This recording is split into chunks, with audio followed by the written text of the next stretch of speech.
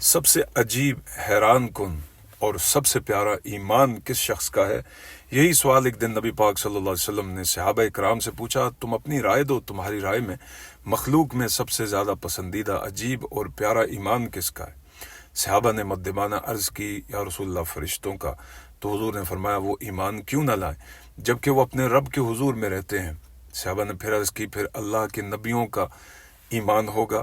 حضور نے فرمایا، ان کا ایمان حیران کن کیوں ہو، ان پر تو وحی نازل ہوتی ہے۔ صحابہ نے تیسری بار اپنی طرف اشارہ کر کے کہا، اچھا تو یا رسول اللہ ہم؟ آپ نے فرمایا، تمہارے لیے ایمان نہ لانا کیوں کر ممکن ہوتا جبکہ میں تمہارے درمیان میں موجود ہوں؟ ممکن کیوں نہ ہوتا، میں تمہارے درمیان میں ہوں۔ پھر حضور نے فیصلہ کن جملہ ارشاد فرمایا، میری ساری امت میں وہ لوگ مجھے سب سے زیادہ محبوب ہیں جو میرے بعد میں آئیں گے اور اپنے ہاتھوں میں صحیفے پائیں گے جن میں اللہ کی کتاب یعنی قرآن ہوگا، اور جو کچھ اس میں درج ہے اس پر کامل ایمان لائیں گے، یعنی قرآن اور حدیث کی روشنی سے۔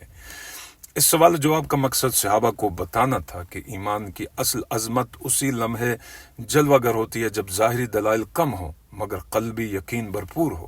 فرشتے نورانی اور معصوم مخلوق ہیں، ان کے لیے تو نہ کفر کا امکان ہی نہیں ہے، اس لیے ان کا ایمان تعجب انگیز نہیں۔ انبیاء کرام روز روشن کی طرح وحی کے مشاہدے میں رہتے ہیں، لہٰذا ان کے یقین کے اسباب بھی کامل ہیں۔ صحابہ کرام نے براہ راست رسول اللہ صلی اللہ علیہ وسلم کو دیکھا ہے، معجزات ملاحظہ کی ہیں، چہرے انور کی زیارت کی ہے اور جبریل کو انسانی صورت میں آتے جاتے دیکھا ہے، اس لیے ان کے ایمان کو شہادت کی تائید حاصل ہے۔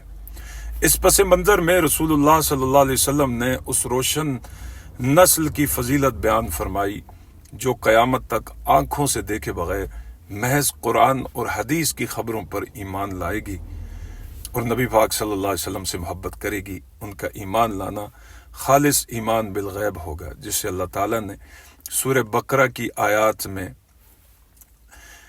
اہل تقوی کی امتیازی صفت قرار دیا ہے۔ الذین یؤمنون بالغیب، یعنی وہ لوگ جو غیب پر ایمان لاتے ہیں۔